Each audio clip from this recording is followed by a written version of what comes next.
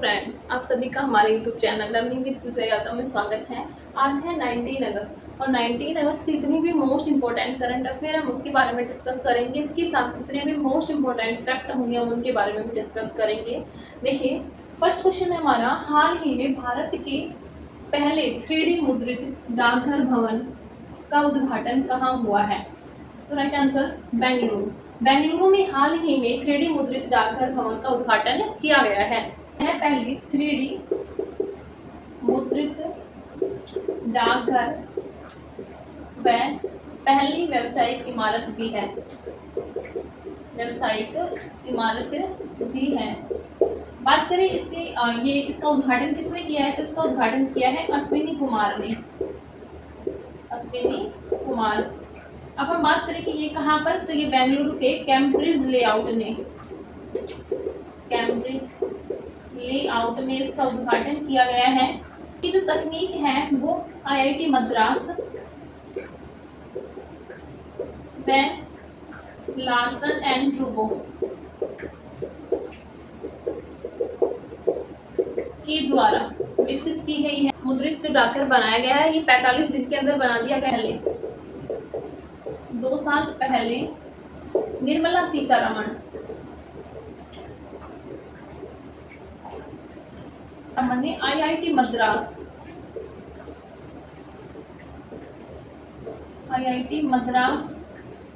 में पहले घर का उद्घाटन किया था। 3D घर का उद्घाटन किया था।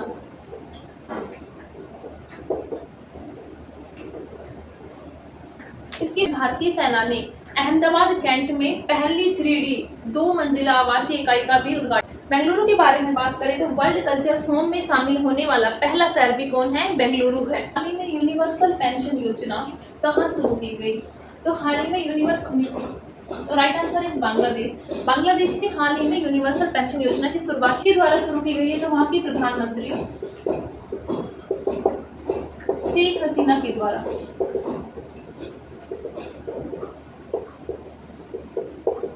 हसीना के द्वारा इसकी शुरुआत की गई है और इसका उद्देश्य है 18 साल से अधिक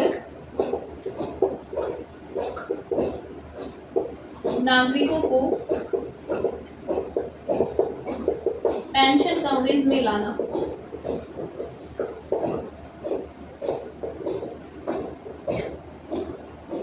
बारे में तो इसके अंदर 6 पैकेज हैं, जिसमें से 4 पैकेज प्रगति, सुरक्षा, क्षमता व प्रवासी को शुरू किया गया है। बाकी के जो 2 पैकेज हैं वो बाद में लॉन्च किए जाएंगे। अब हम बात करते हैं प्रगति के बारे में। तो प्रगति निजी नौकरी धारकों के लिए,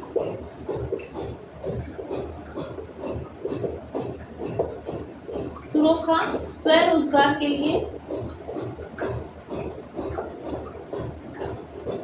और समता की बात करें तो समता आय वालों के लिए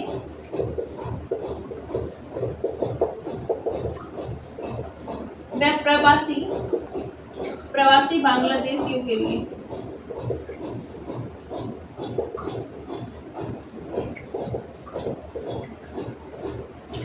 तो इसके अंदर 6 पैकेज हैं, जिसमें से 4 पैकेज प्रगति, सुरक्षा, समता और प्रवासी, इसी को लॉन्च किया गया है। प्रगति निजी नौकरी धारकों के लिए है, सुरक्षा जो है वो स्वरोजगार वालों के लिए है और समता कम आय वालों के लिए और प्रवासी बांग्लादेशियों के लिए इसमें योजना का प्रबंध है। बांग्लादेश के बारे में, तो बांग्लादेश की राजधानी है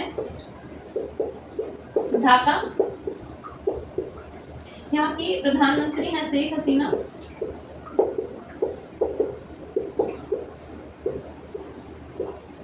जिनके द्वारा हाल ही में ये पेंशन योजना प्रारंभ होती है मोहम्मद शहाबुद्दीन और यहाँ की मुद्रा है टका। अब हम बांग्लादेश के करंट अफेयर के बारे में भी बात कर लें तो हाल ही में भारत और बांग्लादेश के बीच 4 पारगमन मार्गों का समझौता हुआ है। भारत ने बांग्लादेश से रुपए में द्विपक्षीय व्यापार का समझौता किया है और हाल ही में भारतीय रेलवे ने बांग्लादेश को 20 ग्रेड इंजन सौंपे हैं। क्वेश्चन है, विश्व मानवतावादी दिवस कब मनाया जाता है? तो राइट आंसर इज 19 अगस्त। 19 अगस्त को विश्व मानवतावादी दिवस मनाया और इस बार 2023 की थीम थी नो मैटर व्हाट।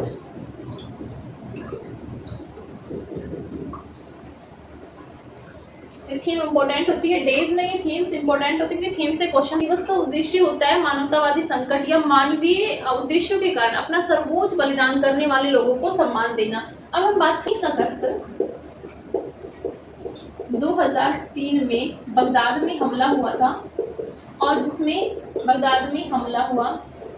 22 मानवीय कर्मियों की मृत्यु हो गई थी। तो उसके बाद से 2008 से विश्व मानवतावादी दिवस की शुरुआत हुई। अब हम बात करते हैं अगस्त माह के मोस्ट इम्पोर्टेंट डेज के बारे में। तो देखिए, 1 अगस्त को मनाया जाता है मुस्लिम महिला अधिकार दिवस। मुस्लिम महिला अधिकार दिवस 1 से 7 अगस्त तक विश्व स्तनपान सप्ताह।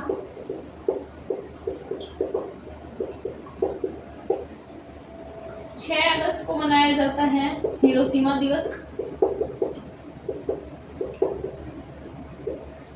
7 अगस्त को विश्व हथकरघा दिवस।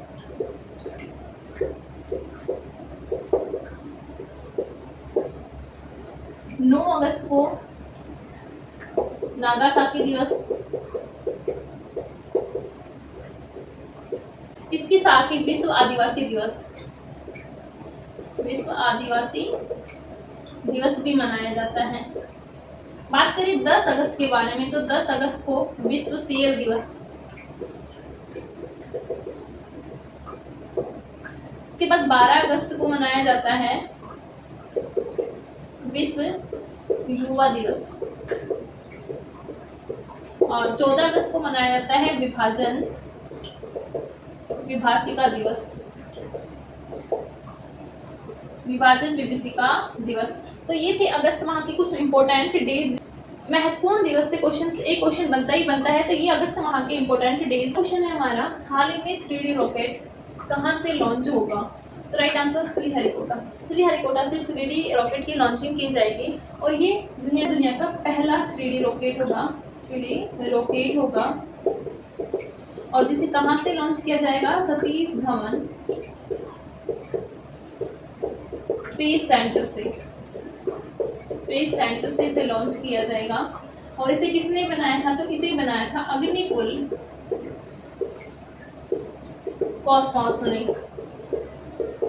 कॉस्मोस के द्वारा इसे तैयार किया गया है। अग्निबाण। अगर यह रॉकेट सफल हो जाता है तो यह दूसरी निजी कंपनी होगी जो धरती के लोअर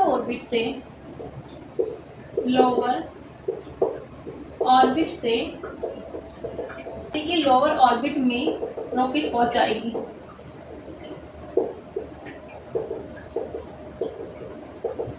इसलिए भारत की एक निजी कंपनी स्काईरूट एरोस्पेस ने अपना रॉकेट भेजा था। अग्निबाण के बारे में तो यह सिंगल स्टेज का रॉकेट है और इसके एक इंजन का नाम है अग्निलेट इंजन और ये 3D प्रिंटेड है। वर्टिकुलर लिफ्ट ओवर करेगा और यह 700 मीटर तक की कक्षाओं में 100 किलोग्राम वजन ले जा सकता है। अग्निकुल के बारे में तो यह भारत का पहला निजी लॉन्च पैड है। इसके सीईओ हैं श्रीनाथ रविचंद्रन। तो भारत का पहला 3D रॉकेट कहाँ से लॉन्च होगा? श्रीहरिकोटा। इसका नाम है अग्निबाण और जिसकी इंजन का नाम है अग्निलेट है। हाल ही में कहाँ मेरा बंगाल नशा मुक्त बंगाल अभियान शुरू हुआ है? Right answer Kolkata. कोलकाता में हाल ही में मेरा बंगाल नशा मुक्त बंगाल अभियान शुरू किया गया है। किसके द्वारा? राष्ट्रपति द्रौपदी मुर्मू जी के द्वारा इसे शुरू किया गया है। और कहाँ से शुरू किया है इसका? कोलकाता राजभवन से।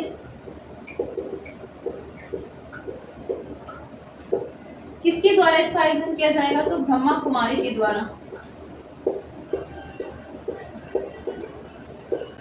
उद्देश्य है युवाओं को नशा छोड़ने के लिए प्रेरित करना। हाल सर्वे के अनुसार बताया जाता है कि 10 से 17 साल की आयु के 15.8 मिलियन बच्चे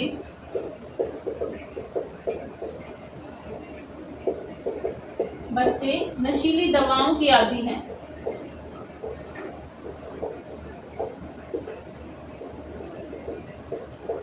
तो हाल ही में राष्ट्रपति द्रौपदी मुर्मू जी के द्वारा मेरा बंगाल नशा मुक्त बंगाल अभियान शुरू किया गया है। अब हम बात करें नशा मुक्त अभियान के बारे में, तो इसकी शुरुआत हुई थी 2010 को सामाजिक न्याय एवं अधिकारिता विभाग के द्वारा इसे शुरू किया गया। विभाग द्वारा इसे शुरू किया गया था और इसमें 272 पिछड़े जिलों में ये प्रारंभ किया गया था। पिछड़े जिलों में बात करें पश्चिम बंगाल के बारे में, तो पश्चिम बंगाल की राजधानी है कोलकाता। यहाँ के मुख्यमंत्री हैं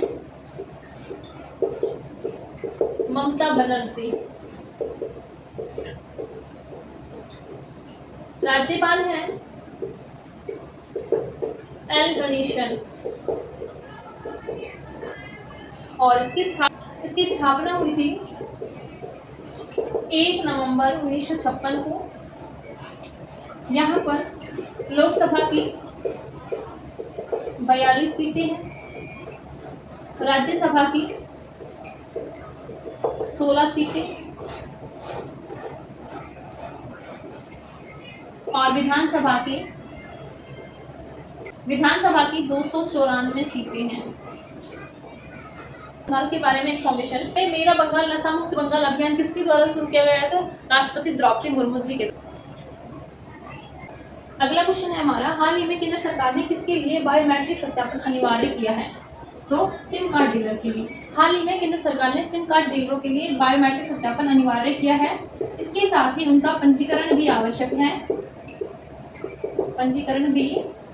है। और इसका उद्देश्य है साइबर धोखाधड़ी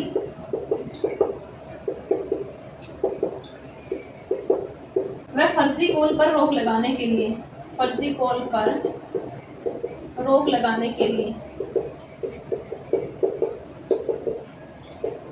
करते हैं तो 10 लाख रुपए जुर्माना देना होगा।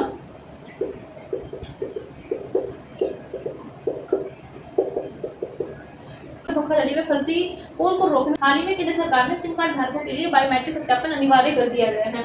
अब हम बात करते हैं कि संचार साथी पोर्टल के द्वारा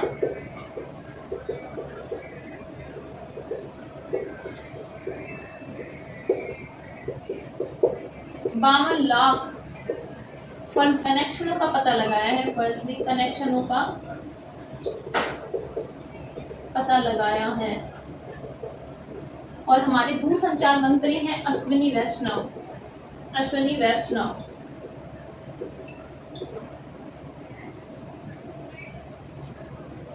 अब हम कल के करंट अफेयर का क्विक रिवीजन कर लेते हैं। देखिए फर्स्ट क्वेश्चन है, हाल ही में इस बार स्वतंत्रता दिवस पर कितने पुलिसकर्मियों को पुलिस पदक से सम्मानित किया गया? तो 954।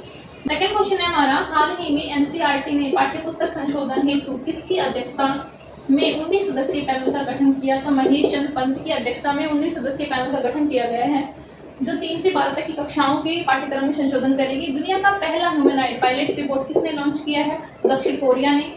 इसरो ने पहले सोलर मिशन का नाम क्या है? इसरो की पहले सोलर मिशन का नाम है आदित्य L1।